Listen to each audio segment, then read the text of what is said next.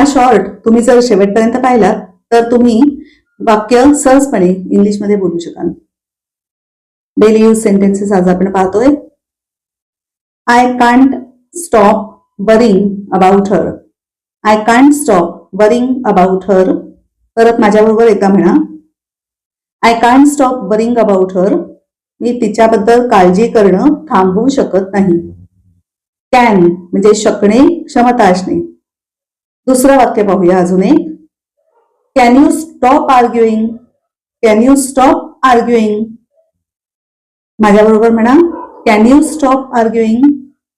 तू वादविवाद करणं थांबवू शकतेस का किंवा शकतोस का, किंवा तुम्ही वादविवाद करणं थांबवू शकता का. कॅन म्हणजे शकणे आणि आर्ग्यू करणं म्हणजे वादविवाद करणं. अजून एक वाक्य. Please help me in the kitchen. Please help me in the kitchen. म्हणा माझ्या मागोमाग. Please help me in the kitchen. कृपया मला स्वयंपाकघरात मदत कर.